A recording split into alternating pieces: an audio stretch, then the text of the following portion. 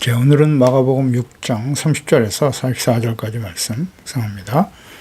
6장 30절에서 44절까지 주님의 긍휼하심과 오병이의 기적, 제자들을 전도하러 보내셨습니다. 최소한의 준비로 보내셨고 오직 복음 전파에 주력하도록 하셨습니다. 복음 전파를 위해 병고침 또 귀신을 쫓아내는 권능도 함께 주셨습니다. 전도 사역을 마치고 돌아온 제자들이 그 사역을 통해서 일어났던 일들을 자세히 보고하기도 했습니다. 이후 많은 사람들이 몰려와서 식사할 겨를도 없고 쉴 시간이 없는 바쁜 사역을 계속 이어가시고 계시는 예수님을 보여줍니다. 30절에 사도들이 예수께 모여 자기들에게 행한 것과 가르친 것을 낱낱이 고했다. 이 사도들이 예수께 모여, 그러니까 제자라는 말 대신에 사도들이라고 기록하고 있네요. 사도라는 말은 헬라어의 아포스토로스, 특수한 사명을 띠고 파송받은 사신이죠.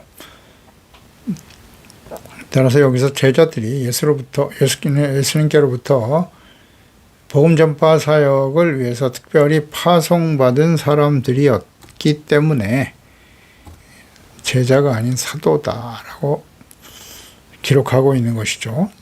그 이후에 이제 예수님 십자가 죽으신 것 부활 승천 이후 역사하신 성령의 충만함을 받은 이후부터 제자라는 단어가 아닌 사도라는 이름으로 불리우게 되는 것입니다.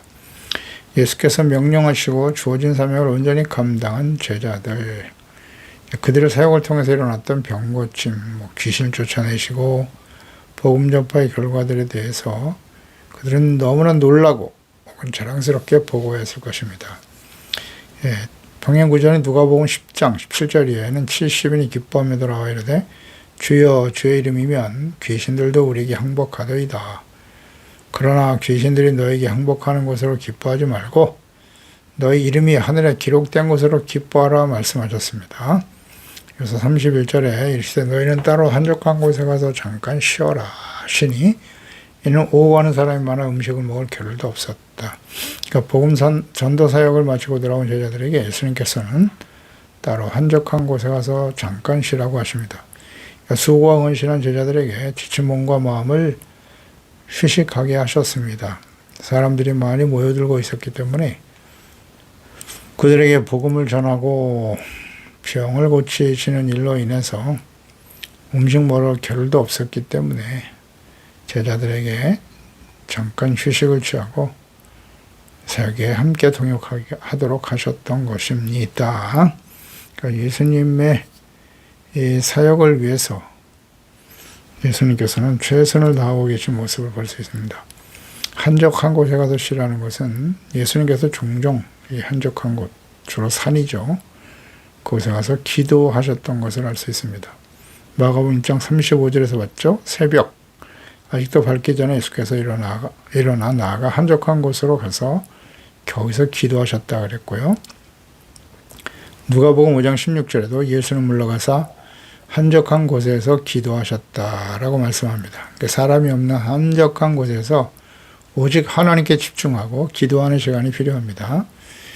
하나님의 아들 예수께서도 항상 기도하시고 공급하시는 성령의 능력과 기름 부음을 힘입어 사역을 감당하셨는데 하물며 우리들이 어찌 기도하지 아니하고 예수님의 제자로 하나님의 자녀답게 이 약하고 폐역한 세상 속에서 살아갈 수 있겠습니까? 그래서 예수께서는 전도 사역을 마치고 온 제자들의 보고를 들으면서 그를 통해서 일어났던 그런 놀라운 역사들, 자신들도 예수님과 같은 놀라운 기적과 역사를 행하는 능력을 가진 자라고 착각하고 흥분 상태에 있었을 제자들에게 조용히 흥분을 가라앉히고 기도하면서 영적으로 재충전되기를 원하셨던 것입니다. 그러니까 그리스도인들은 한적한 장소 또 시간에 오직 하나님께 집중하며 말씀을 묵상하고 기도하는 시간을 가져야 하는 것입니다. 경건의 시간이죠. 일상을 떠나서 자신을 돌아보고 영과 육을 새롭게 하는 경건의 시간을 반드시 실천해야 하는데요. 이것을 매일 실천하고 계십니까? 32절에 이에 배를 타고 따로 한적한 곳에 갈새. 많은 무리들을 떠나서 한적한 곳으로 배를 타고 이동했습니다. 예수께서는 많은 무리들에게 복음을 전파하시고 병 고치고 귀신을 쫓아내시는 일에 음식을 먹을 틈도 없이 바쁘게 사역을 감당하셨습니다마는 항상 한적한 곳으로 가서도 기도하셨습니다. 기도하시는 일은 절대 게을리하지 않으셨죠. 그리고 예수님께서 우리에게 명령하신 겁니다. 쉬지 말고 기도하는 것이 하나님의 뜻이다. 시험에 들지 않도록 기도하라. 하나님의 전신갑주로 무장하고 항상 기도로 깨어 있어야 합니다. 성령으로 기도하라. 기도하지 않으면 성령 충만할 수 없고 성령의 인도하심을 따라 살아갈 수가 없는 것입니다. 33절에 그들이 가는 것을 보고 많은 사람이 그들인 줄 안지라. 모든 고을로부터 도보로 그곳에 달려왔다. 그들보다 먼저 갔다 그랬어요. 호숫가에 위치한 여러 마을 사람들이 멀리서도 예수님과 제자들을 알아봤고 도보로 달려가서 예수님보다 먼저 도착하여 그곳에서 기다리고 있었다는 것입니다. 가버나움에서 베세다까지 거리가 대략 30km 정도 된다고 하네요. 그러니까 먼 거리죠. 먼 거리입니다. 거의 뭐 마라톤이 42.195니까 그 먼 거리를 지칠 줄 모르고 걸어서 예수님과 제자들보다 먼저 도착해 있었다는 거예요. 예수님을 만나려고 하는 이 간절함, 절박함을 보십시오. 우리는 예수님을 만나기 위해서 이와 같은 열정과 간절함으로 찾고 있나요? 말씀 묵상, 기도, 예배, 또 순종하는 일에 이런 열심을 가지고 있는지를 점검해 보아야 합니다. 삶에 심각한 문제가 발생하면 그때는 간절함으로 기도하지만 금식도 하죠. 새벽도 깨우고 해결되면 더 이상 찾지 않는 사람들이 얼마나 많은지요. 34절에 예수께서 나오사 큰 무리를 보시고 그 목자 없는 양 같음으로 인해서 불쌍히 여기셨다. 예, 여러 가지로 가르치시더라. 그 먼 거리를 달려온 사람들, 예수님은 그들을 목자 없는 양같이 불쌍히 여기셨다. 목자 없는 양, 당시에 목자 역할을 해야 할 대제사장과 서기관 바리새인들은 오직 자신들의 이익과 권력을 유지하는 일에 급급하며 의식하는 자신들의 숨겨진 죄악의 실체를 드러내죠. 자신들의 명예와 위치를 위협하는 예수님을 오히려 미워했죠. 죽이려고 하는 자들이었습니다. 예수께서는 이들을 불쌍히 여기시고 양이 없어. 양들이 좋은 꼴을 먹어야 되는데 그들을 바르게 인도해야 될 목자들이 없었다. 그들은 다 사건 목자들이었던 거죠. 그러니까 양은 목자가 없이는 생존이 불가능합니다. 선한 목자이신 예수님, 어찌 양들을 외면하실 수 있겠습니까? 요한복음 10장 14절이죠. 나는 선한 목자다. 나는 내 양을 알고 양도 나를 아는 것이 내 아버지께서 나를 아시고 내가 아버지를 아는 것 같으니 나는 양을 위하여 목숨을 버리노라. 양들을 구원하기 위해서 자신의 목숨을 내어주기 위해 오신 예수 그리스도, 선하신 목자, 그 선한 목자이신 예수님께서는 목사 없이 유리방황하는 하나님의 자녀 백성들을 불쌍히 여기시고 가르치시고 그들에게 병 고치고 문제를 해결해 주시고 영원한 하나님의 나라로 인도하시기 위해서 최선을 다하고 계십니다. 여러 가지 말씀으로 가르치셨다. 천국 복음이죠. 그리고 하나님의 말씀을 가르쳐 주셨습니다. 이에 대해서 누가는 하나님 나라의 일을 말씀하셨다라고 기록하고 있네요. 누가복음 9장 11절에 무리가 알고 따라왔거늘 예수께서 그들을 영접하사 하나님 나라의 일을 이야기하시며 병 고칠 자를 고치시더라. 병 고치는 사역과 함께 반드시 하셨던 일이 하나님의 나라의 일입니다. 회개하고 예수 그리스도를 믿고 복음이죠. 복음을 믿어 구원받는 것, 이것이 하나님의 나라의 일인 것입니다.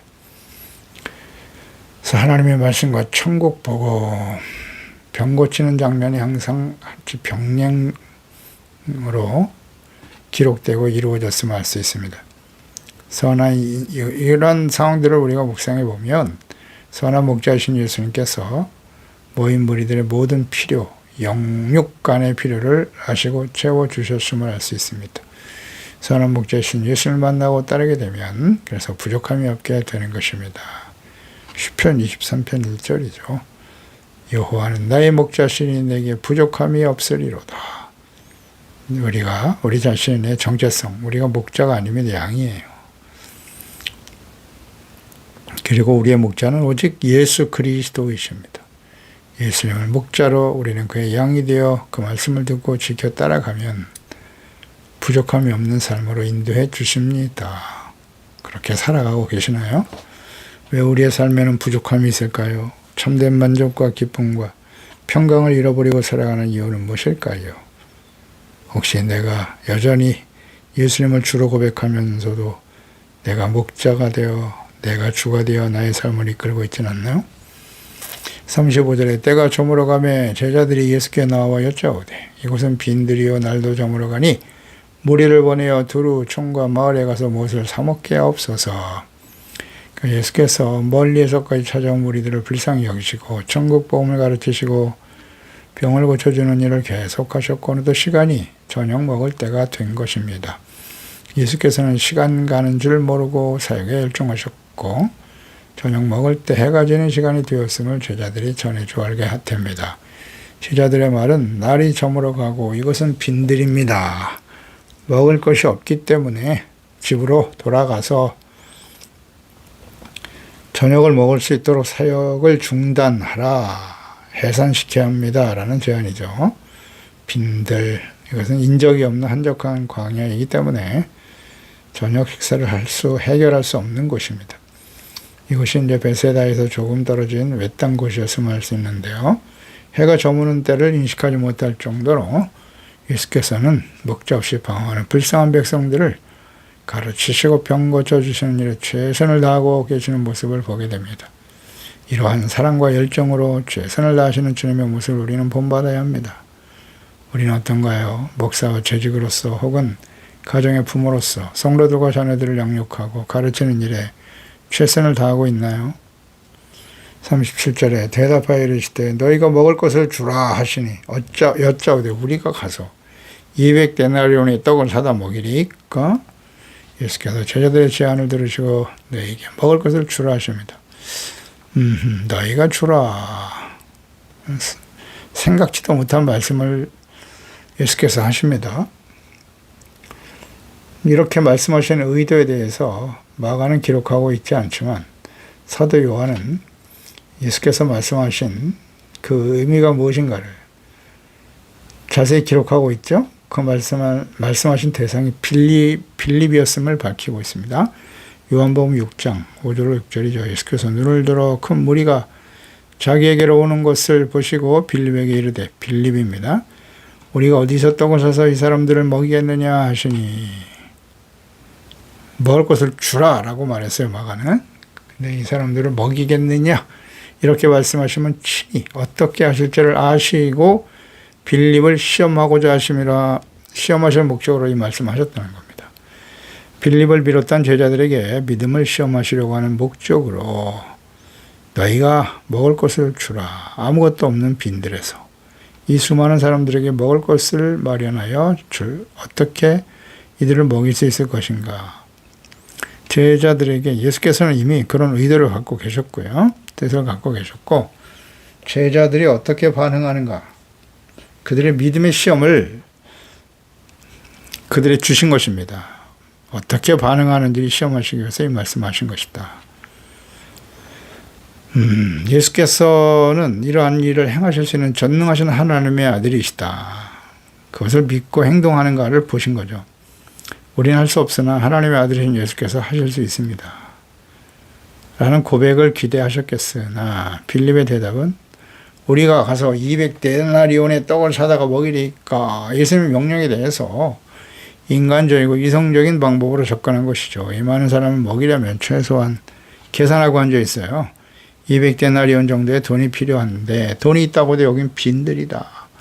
광야인데 어떻게 양식을 구할 수 있겠는가? 결론적으로 불가능하다는 대답입니다. 인간적인 판단과 계산. 정확한 답변이죠. 예수께서는 종종 우리에게 이렇게 불가능한 상황을 만나게 하시고 우리의 믿음을 테스트하십니다. 그러니까 예수님께서 누구신가? 초점을 예수님께 맞춰야 되는데 우리는 종종 자기 자신에게 맞추는 경우가 많아요. 이게 빨리 바뀌어야 되거든요. 주님의 말씀에 순종할 때 이와 같은 기사와 이적이 일어날 수 있다라는 거죠. 우리는 못하지만 예수님께서는 하실 수 있다. 지금 예수님 앞에서 그 말씀, 예수님의 말씀을 받들어 나가는 것이잖아요. 내 스스로 어떤 계획과 생각을 실행하려고 하는 것이 아니라 예수님께서 하신 말씀을 받아서 행동하는 거죠. 그렇다면 불가능은 없는 것이에요, 사실은. 문제는 예수님이 말씀하지도 않으셨는데 내 스스로 생각하고 행동하니까 문제가 생기는 거죠. 그러니까 예수님께서 누구신가? 제자들은 충분히 경험했어요. 죽은 자를 살리시는 걸 보았고요. 말씀 한마디로 풍랑을 잠잠케 하시는 하나님이심을 직접 보았고, 불가능한 현실을 맞이할 때 하나님의 아들 예수님께 대한 그 믿음과 실체를 잊어버리고 인간적인 지식과 판단으로만 접근하려고 하는 제자들. 오늘날 우리도 비슷한 모습이죠. 인간의 힘으로 해결하기 불가능한 현실을 맞이할 때 우리는 어떻게 반응하고 있습니까? 이러한 믿음의 시험은 구원받은 하나님의 자녀들에게 반드시 거쳐야 하는 과정입니다. 모든 시대에 하나님의 자녀들에게 동일하게 나타납니다. 믿음의 조상인 아브라함, 창세기 22장이죠. 1절로 2절에 그 일 후에 하나님이 아브라함을 시험하시죠. 그를 부르시되 아브라함아 하시니 그가 이르시되 내가 여기 있나이다. 여호와께서 이르시되 네 아들 네 사랑하는 독자 이삭을 데리고 모리아 땅으로 가서 내가 너에게 일러줄 한 산 거기서 그를 번제로 드려라. 엄청난 말씀하셨죠. 감당할 수 없는 말씀하신 거예요. 어떻게 자식을 죽여서 각을 떠서 번제로 드리라는 것인가? 어떻게 얻은 아들인데 하나님이 주신 아들이잖아요. 이렇게 말씀하신 이유가 뭐라고요? 아브라함을 시험하시려고.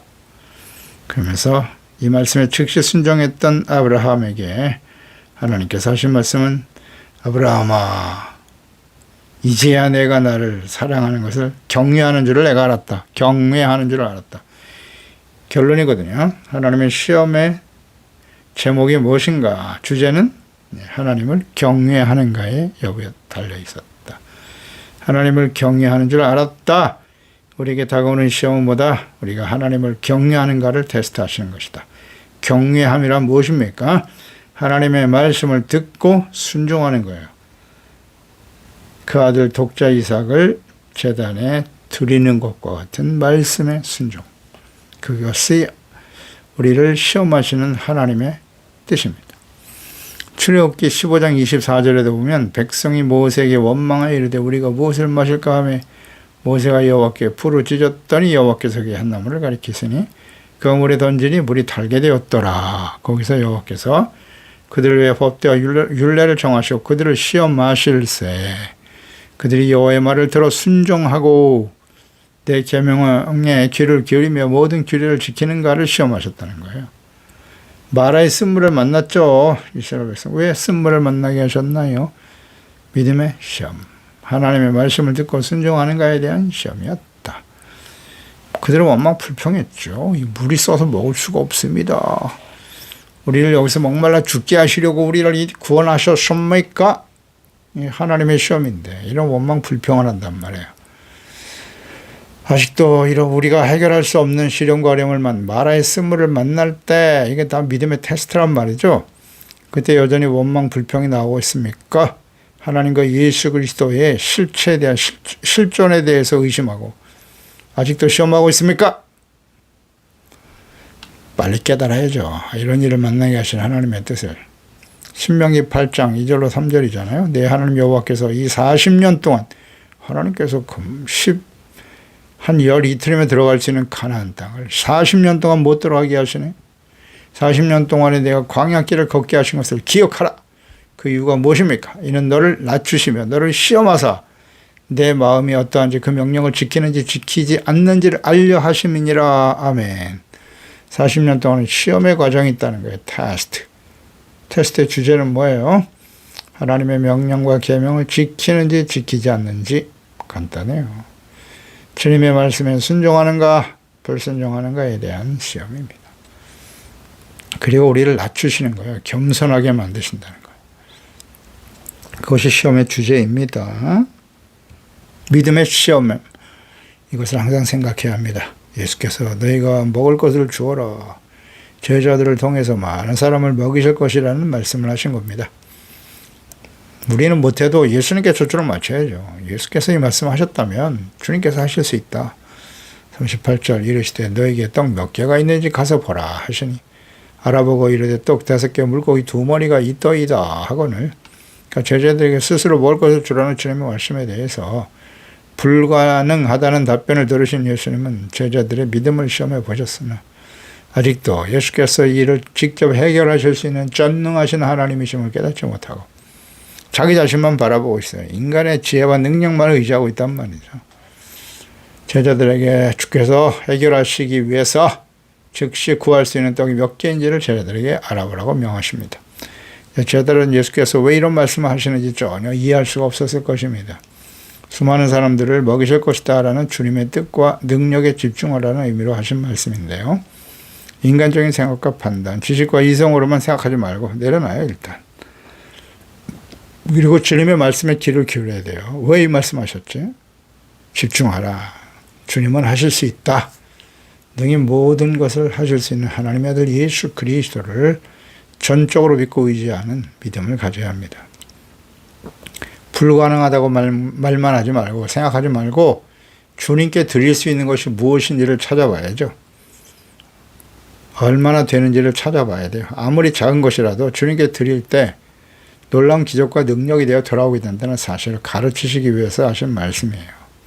과거의 선지자를 통해서도 하나님께서 이러한 역사들을 보여주셨죠. 과거의 엘리사 선지자의 그의 선지자 제자의 가정에 일어난 기적을 잘 우리는 알고 있습니다. 왕하 4장 1절 이하에 선지자 제자들의 아내 중에 한 여인이 엘리사에게 부르짖어 이르되 당신의 종 나의 남편이 이미 죽었는데 당신의 종 여호와를 경외한 줄은 당신이 아시는 바니이다. 이제 빚준 사람이 와서 나의 두 아이를 데려가 종으로 삼고자 합니다. 이렇게 한탄하고 엘리사에게 와서 항변하고 있죠. 그때 엘리사가 내가 너를 왜 어떻게 하랴? 내 집에 무엇이 있는지 내게 말하라. 그때 말하기를 기름 한 그릇 외에는 아무것도 없나이다. 기름 한 그릇은 있는데 나머지는 아무것도 없다. 기름 한 그릇이 있습니다 라고 한 것이 아니라 그 외에는 아무것도 없다의 방점이 맞춰져 있죠. 나는 아무것도 없는 절망적인 상황입니다 라고 말했죠. 그때 너는 밖에 나가서 이웃에게서 그릇을 빌려와라. 빈 그릇을 빌리되 조금 빌리지 말고 많이 빌려오너라. 그리고 두 아들과 함께 들어가서 문을 닫고 모든 그릇에 기름을 부어 차는 대로 옮겨 놓으라 그랬어요. 빈 그릇을 많이 빌려왔다면 더 많이 채울 수 있었겠죠. 네. 기름 한 그릇 가지고 그 빌려온 모든 그릇에 가득 채워지는 기적이 일어난 것이죠. 더 이상 그릇이 없으니 그 기름도 그치더라. 네. 이것을 갖다 팔아서 빚을 갚아라라는 기적이 일어났던 것을 우리는 알게 됩니다. 그렇습니다. 하나님 앞에 할 수 없다고 말하지 말고 아무것도 없다고 하지 말고 지극히 작은 것이라도 그 믿음을 주님께 보여드릴 때 그것을 통해서 하나님께서는 놀라운 기사와 이적을 행하실 수 있습니다. 그래서 떡 5개와 물고기 2마리를 가져오게 됩니다. 예수님의 말씀을 듣고 주변을 살피고 아이가 가지고 온 물고기 2마리와 보리떡 5개를 가져온 사람은 안드레였습니다. 요한복음 6장 8절 이하에 제자 중 하나고 시몬의 베드로 형제인 안드레가 예수께 여짜오되 여기 한 아이가 있어 보리떡 5개와 물고기 2마리를 가지고 있나이다. 그러나 이것이 많은 사람들이 얼마나 되겠사옵나이까. 불가능한 상황이죠. 그래도 빌립은 아무것도 하지 않고 머리로만 계산만 하고 불가능하다고 말했지만 안드레는 주님의 말씀에 순종했죠. 그래서 어린아이가 가져온 오병이어를 가지고 예수님께 드립니다. 보리떡은 가난한 사람들의 음식이고 오병이어는 어린아이가 먹으려고 가지고 온 도시락이에요. 지극히 작은 분량이죠. 이걸 주님의 손에 올려들었다. 그때 39절에 제자들에게 명하여 그 모든 사람으로 때를 지어 푸른 잔디에 앉게 하였다. 때로 100명씩 혹은 50명씩 앉게 하였습니다. 예수께서는 제자들에게 무리를 지어 자리에 앉게 하셨고 음식을 제공하시겠다는 겁니다. 이렇게 모여 앉은 사람들, 푸른 푸른 잔디 위에 앉게 하셨다. 이 푸른 잔디가 의미 있는 것처럼 묵상되죠. 목자 없이 없어서 방황하는 양과 같은 무리들을 푸른 초장으로 인도하시는 선한 목자이신 예수님의 모습을 연상하게 됩니다. 푸른 잔디가 있는 시기, 이것도 우리가 묵상해 볼 필요가 있는 것은 이때가 6월절이 가까운 때예요. 니산월 14일, 태양력으로는 3월 4월경인데요. 이때는 예수께서 마지막 6월절 양으로 잡혀 십자가에 못 박히시기 1년 전의 사건이다 라고 우리는 또 이해하게 되네요. 3년 반 동안 생활하셨으니까 마지막 6월절 이전, 이때 일어난 일이구나, 1년 전의 일이구나 하는 것을 우리는 묵상하게 됩니다. 41절에 예수께서 떡 5개 물고기 2마리를 가지고 하늘을 우러러 축사하셨다. 떡을 떼어 제자들에게 주어 사람들에게 나누어 주셨습니다.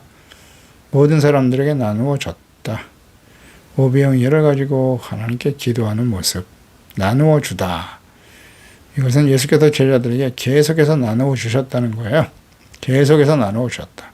그 떡과 물고기는 예수님의 손 안에서 계속 만들어져 나온 거예요. 그리고 그것을 제자들을 통해서 무리들에게 나누어지게 하셨던 것입니다. 모든 사람에게 나누어 주심에 하루 종일 말씀 듣고 병 고침 받고 찾아와서 굶주리고 있는 백성들을 배불리 먹을 수 있도록 먹일 때까지 계속해서 공급해 주셨다는 뜻이에요. 그러니까 믿음이 좋은 사람들만, 어떤 특정한 사람들만, 어린아이나 가난한 사람들에게만 주는 것이 아니라 그 자리에 모인 모든 사람들에게 나누어 주어 먹게 하셨습니다. 42절에는 다 배불리 먹었다 그랬고요. 43절에는 떡조각과 물고기를 12바구니에 차게 거두었다. 떡을 먹은 남자의 수는 5,000명이라고 하셨네요. 하나님께서는 우리의 모든 필요를 아시고 풍성하게 채워주시는 분이에요. 모두가 배불리 먹고 남을 수 있도록 공급해 주셨다는 것이죠. 이것이 하나님의 사랑과 긍휼이고 전능하신 하나님의 능력인 것입니다. 떡과 물고기 먹고 남은 바구니가 12개다. 제자들이 12명이었으니까 각자 그 바구니를 가지고 남은 것을 거두어 가지고 오니 12바구니에 찼더라 그랬으니까요. 이것은 남은 것이 이렇게 많이 남지도 않았죠. 제자들도 먹을 수 있는 분량이다. 이렇게 이해할 수도 있고요. 더 이상 먹을 수 없어서 남길 정도로 배부르게 먹으셨다는 것이 초점이에요. 네. 떡을 먹은 사람들의 수가 남자만 5,000명이다. 남자만 5,000명이라 밝히고 있지만 마태복음 14장 21절에 보면 여자와 아이를 제외하고 그랬어요. 남자만 5,000이다. 구체적으로 밝히고 있죠. 이것은 유대인들이 전통적인 관습이죠. 그 수를 셀 때 남자 장족만을 공식적인 통계로 잡습니다. 이것은 남녀로 구성된 남자 5,000명이니까요. 항상 그 모임에는 남자가 여자와 아이들이 훨씬 더 많았을 수도 있어요. 그렇다면 그 수는 대략 수만 명이겠죠. 수만 명의 사람들이 모여서 이 놀라운 기적을 체험하게 되었다는 것입니다. 그들이 풍성히 먹고 남을 수 있도록 오병이어로 기적을 행하신 예수님의 놀라운 능력과 사랑을 보게 됩니다. 그렇습니다. 하나님 아버지, 오늘도 주의 말씀 묵상합니다. 예수님께 나오는 사람들, 예수께서는 그들을 목자 없어 방황하는 양들로 보았습니다. 그렇습니다. 하나님과 예수 그리스도는 우리의 선한 목자가 되시고 우리는 그분을 따르는 양들입니다.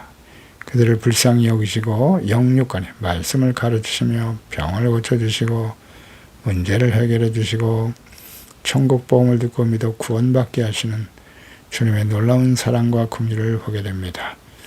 굶주린 그들을 그냥 보내지 아니하시고 오병이로 기적을 행하시는 주님, 때로는 제자들의 믿음을 시험하시고 테스트하시는 분이 하나님이심을 우리는 성경을 통해서 확인하게 됩니다.